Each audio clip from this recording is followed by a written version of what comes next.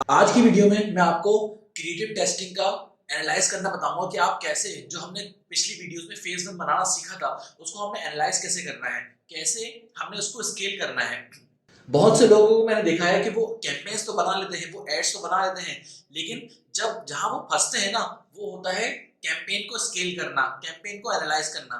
तो आज की वीडियो में आपको बताऊंगा कि हम कैसे जो हमने पिछली वीडियो में क्रिएटिव टेस्टिंग की फेज बनाया था, फेज वन बनाया था, उसको हमने एनालाइज कैसे करना है और कैसे उससे मैक्सिमम आउटपुट निकालना है और कैसे हमने वो कैंपेन निकालनी है, वो एड सेट निकालना है जो हमारा अच्छा परफॉर्म कर रहा है। तो आज की वीडियो में आपसे ये डिस्कस करने वाला हूँ।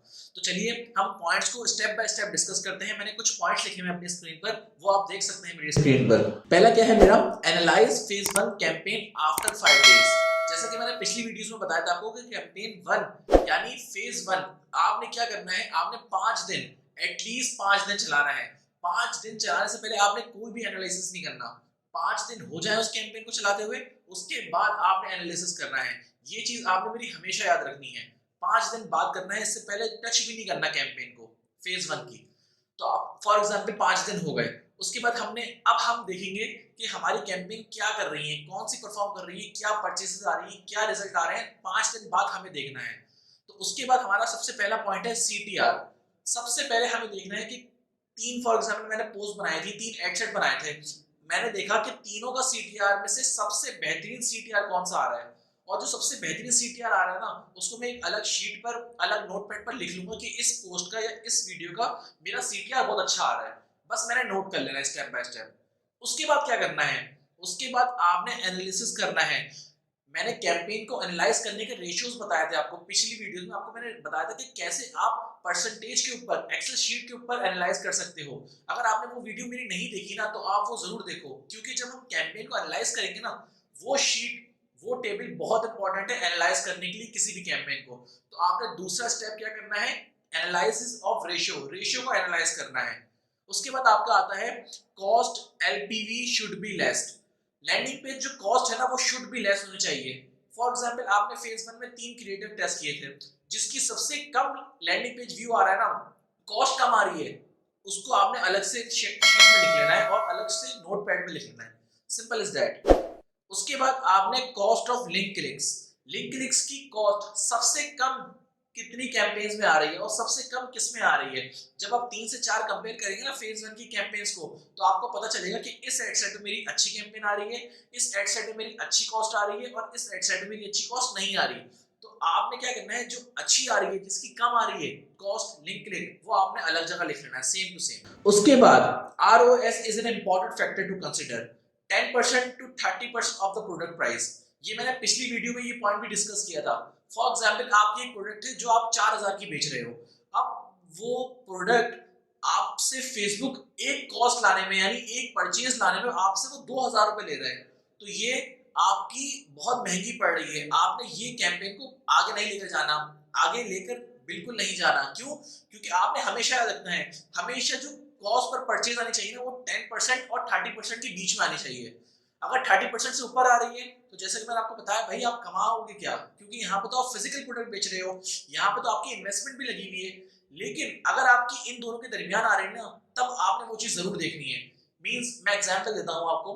फॉर एग्जांपल आप कोई 4000 की प्रोडक्ट बेच रहे हो, 4000 की प्रोडक्ट बेचने के बाद आपकी जो कॉस्ट पर परचेज है वो आ रही है 500, 600, 400। तो ये आप देख सकते हो 10% से 30% के बीच में है। मींस 4000 का अगर मैं 10% निकालूं तो 400 बनता है, और 30% निकालूं तो 1200 बनता है।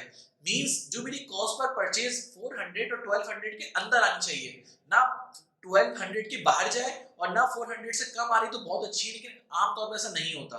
10% और 30% आपने यकीनन ध्यान में रखना है, और जिसकी कॉस्ट पर परचेज, जिस क्रिएटिव की कॉस्ट पर परचेज अच्छी आ रही है ना, आपने उसको भी अलग शीट में और अलग नोटपैड में लिखना है। उसके बाद last, CPC can be considered.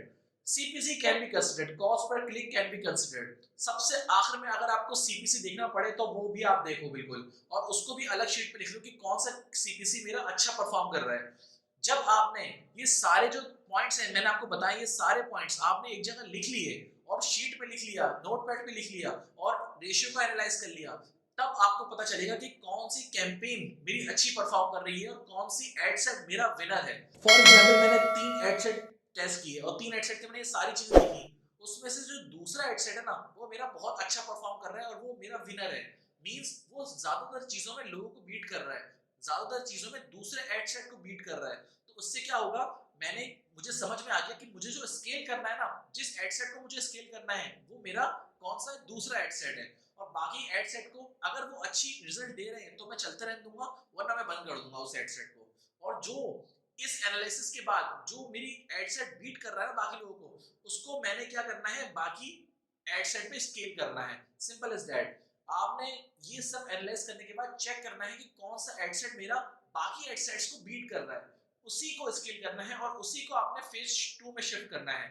याद रखना, नेक्स्ट वीडियोस में आपको मैं बताऊंगा कि फेज 2 का कैंपेन कैसे बनेगी, लेकिन जो फेज 1 की एड सेट निकलेगा ना वो निकलेगा जो बाकी एड सेट को बीट कर रहा है इन सब एनालिसिस में। ये चीज आपने याद रखनी है।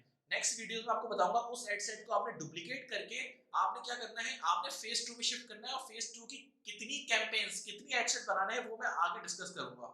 और दोस्त मेरी एक बात जरूर याद रखना, हमने फेज 0 और फेज 1 में एक लिमिटेड फिक्स बजट लगाया था, लेकिन फेज 2 में हमारा बजट फिक्स नहीं होगा, हमारा बजट स्टॉक पर डिपेंड करेगा।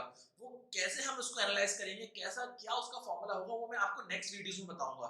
तो आपने मेरे साथ जुड़े रहना है। अगर आपने ये कोर्स की वीडियो सारी देख ली ना, मेरा आपसे वादा है आप अच्छे से अच्छे रिजल्ट जनरेट कर पाओगे, क्योंकि यार इस चीजों ने, इन स्ट्रेटेजी ने मेरे रिजल्ट परफॉर्म किए, मुझे अच्छे रिजल्ट दिए हैं, तो वो आपको भी देंगे।